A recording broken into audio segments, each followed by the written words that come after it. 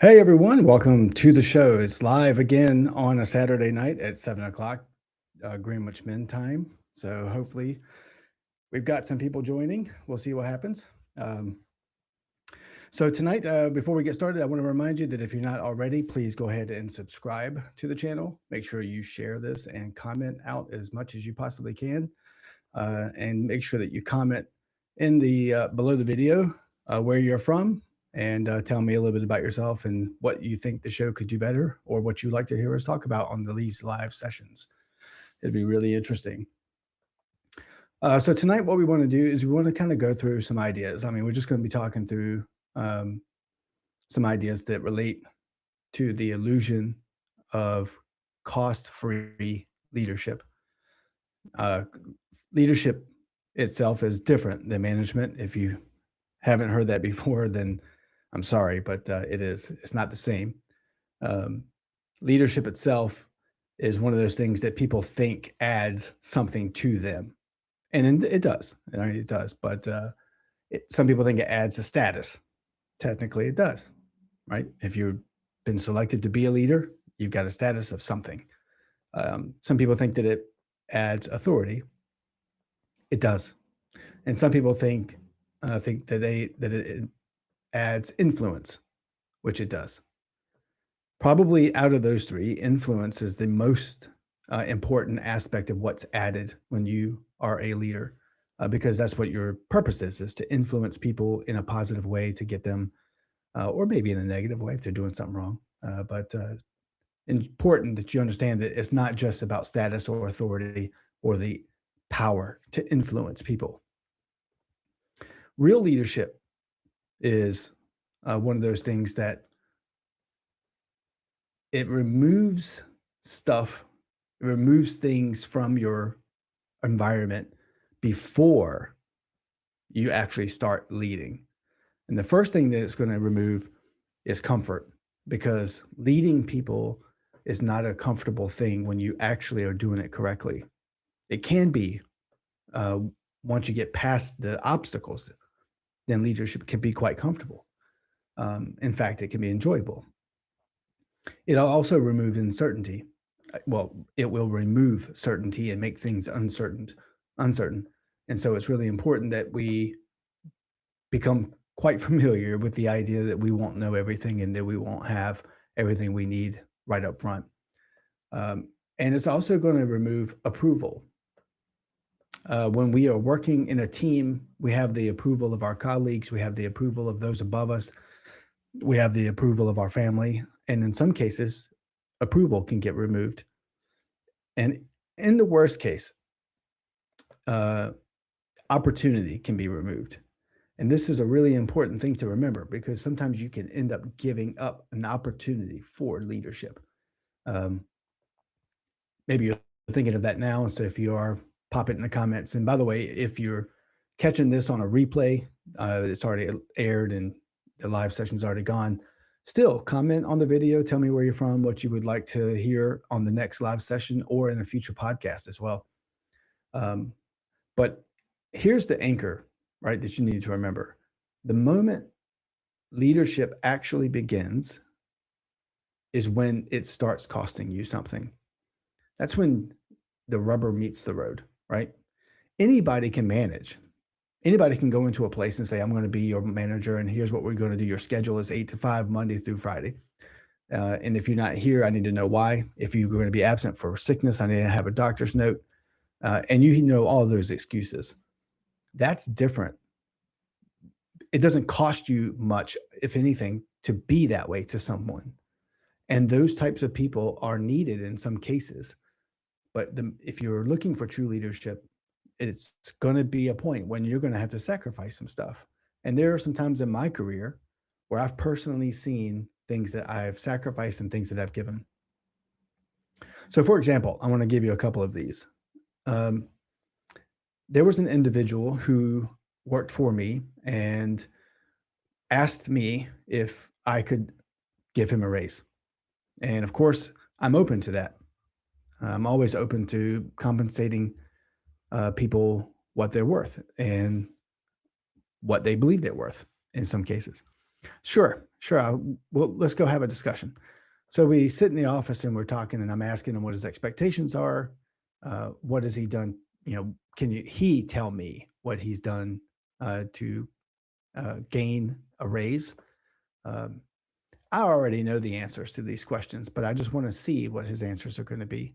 Um, and once we get through that conversation, it it comes to a point where I decide that after the conversation's over, that I want to give him a raise that's slightly above the threshold of what I want. So let's say, for example, I'm able to give someone a 5% raise without any above me approval, without any approval from the functional managers or the directorship. In that case, I wouldn't need to go anywhere. But I wanted to give him something bigger than 5%. And so I would need to go somewhere and talk to someone about that. And so I called my first line supervisor in there. He was the senior director of our area. And we went into a conference room. It was me, myself, and I. It was myself, the individual that I wanted to raise, and then, of course, my boss. And the conversation started with some small chit chat.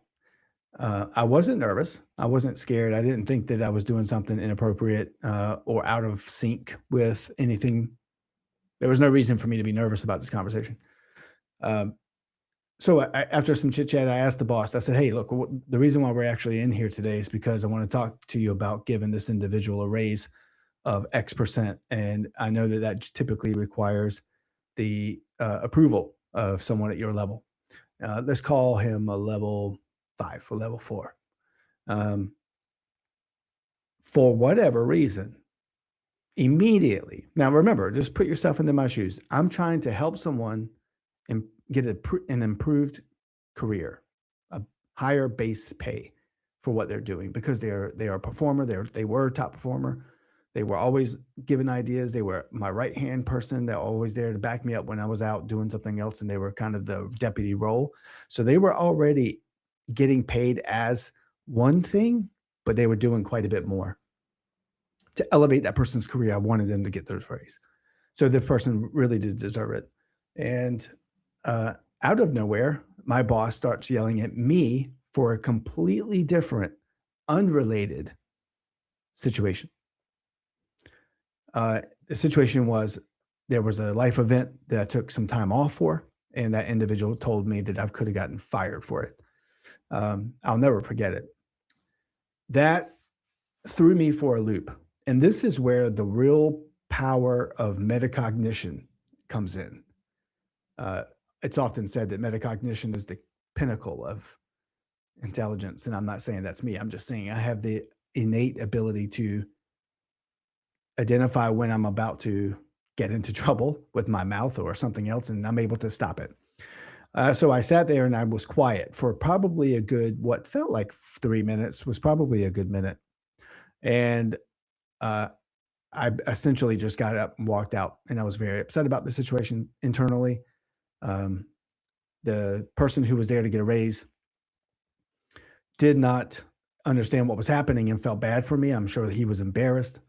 Um, and essentially, that story goes to show that the reason leadership began at that moment or continued is because I went into a place to do something good for someone, and it cost me something without me knowing that I was going to have to pay for that. Um, Another one. Let's talk about another one. I made it through it. Let's just close that story. I made it through it. The individual got his raise, and everybody was fine after about 2 months. But the supervisor and I never really connected the way we ever did again because of the way he acted. For whatever reason, he did that. I don't know, but regardless, it made me a better man for it. Um, Being misunderstood for doing the right thing. There was an individual in my group, same group, who was an extremely good analyst. At the time, I was running a team of intelligence analysts for a global defense contractor, for a DoD defense contractor. And she was very good at her job, but she was not sociable. She didn't fit in well with others. She had a bit of trouble doing that. She liked to be alone. And she was also very keen to just talk to me. I was the only one that she wanted to talk to, no one else. Um, And I felt, in a way, I felt sort of responsible for her growth because of the relationship that was there. Um, and she wasn't like I said, didn't fit in well. Many said it wasn't worth the trouble of trying to lead her, try to manage her, try to make her a better analyst or a better person. Don't give her responsibilities and so forth. And I kind of threw all that out the window. I made my own decision about what I was going to do. And I took time over the next several years, um, working with this individual and watching them grow as an analyst. Long story short, what was initially a grassroots type of analyst, they knew the basics and they knew foundational stuff, and they didn't have a long background of it like I did. They ended up becoming one of the best analysts on the team. They needed a lot of help, but I was always there. I did everything I could to make sure that I was available for them, and it paid off. It paid off. In the end, she ended up going off and doing something different in the end, but I didn't give up. And what that did was I sacrificed the understanding of what type of person I was. Those people that told me not to do it thought I would be right in with them, that I would do exactly what they said. Yeah, yeah, you're right. I probably shouldn't waste my time on that. What do I get out of it? What I got out of it was helping someone, right? And in some cases, you lose favor with people. I had an individual when I was in Afghanistan that um, came in one day, and obviously tensions are fairly high all the time. You're always kind of escalated in an environment like Afghanistan if you're there doing a combat tour, like I was in 2005. And this individual comes in. He worked for me. He was a soldier. I was a soldier, and he came in and he did not understand exactly what I was going through the day before or that evening. It was the morning shift, I think, and I came in the morning a tad late because of I was trying to deal with something else, and so I came in the door. He didn't say much. I didn't say much. I was already kind of angry at the situation that I was working with internally. Um, and he basically was kind of got off on me saying, out of nowhere, just kind of, why are you acting like a little whatever? And I was like, what are you talking about? I was like, you don't even know what kind of shoes I'm wearing today. Emotional shoes I'm wearing today. Um, and this favor with him that we were close immediately went out the window. We both kind of threw some yelling back and forth, as soldiers typically do. He walked out. I thought about what I was going to do. I couldn't let him leave because you have to fix a situation right there. Time does not get, things don't get better with time. And so I was like, hey, you come back here. And so off he goes. And it was really a interesting concept that he thought, oh, this is one of those things where I'm going to yell at him and I'm going to tell him exactly what I feel. But in reality, that's not what was happening. And so it's a interesting concept that you can lose favor with people and do that. I'm trying to find my thing. Anyway, we'll get on with it. I was trying to find the YouTube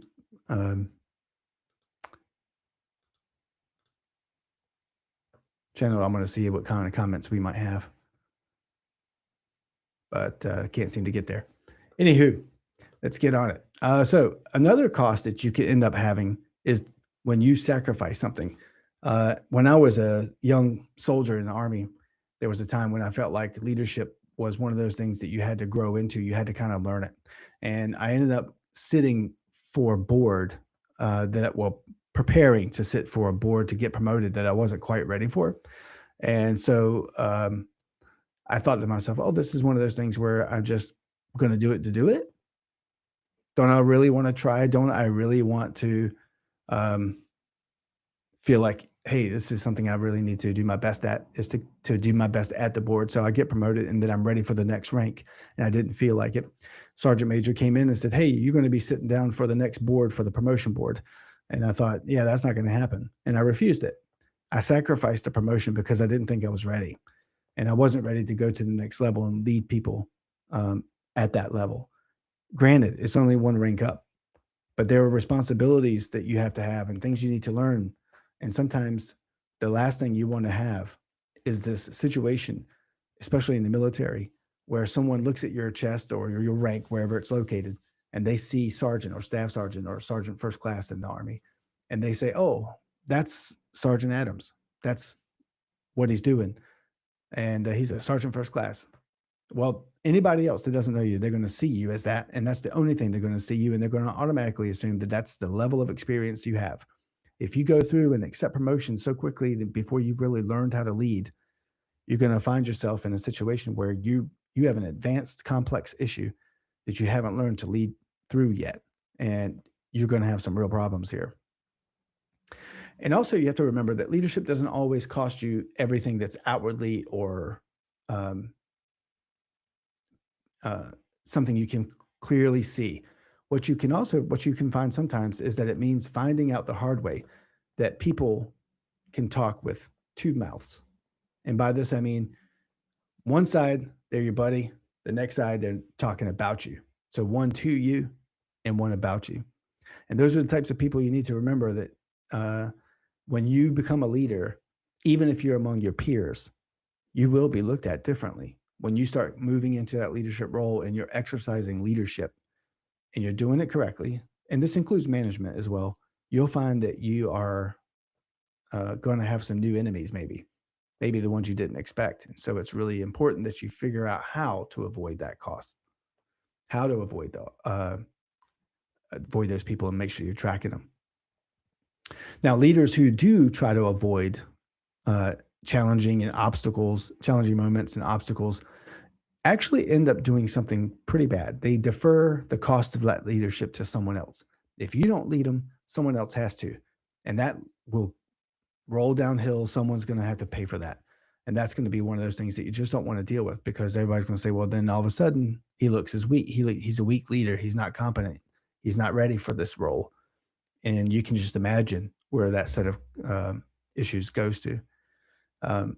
What you will trade is short-term comfort by not doing anything about it. If you avoid or you defer, you're going to trade short-term comfort for long-term damage.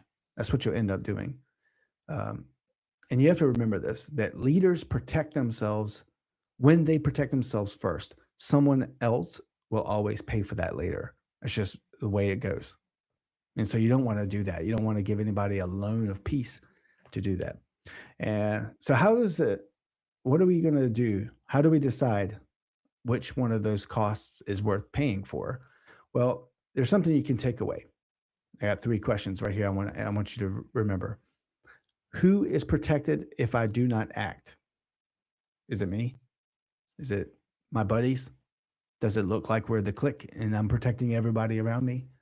Or is it the people that are my subordinates, the people that work for me, my team, my organization? Who's protected if I don't act? Who's harmed if I don't wait? So if you don't wait, I'm sorry, who's harmed if I wait? If you do wait, if you're waiting, who's harmed? Like I said, bad news doesn't get better with time. If something is wrong or going wrong, it would be a really good idea for you to go ahead and take care of it right away. Because if you don't, a lot of people can get harmed.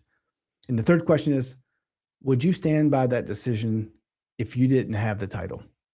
Would you make that decision regardless of where you were in the organization? A lot of times people say, look at me, look at what I've done. I'm a director, I'm a this, I'm a that. Doesn't make you better. The way you lead people, the way you care for people, the empathy that you have, the type of leader that you are you authoritative? If you are an authoritarian leader or autocratic, that has its place.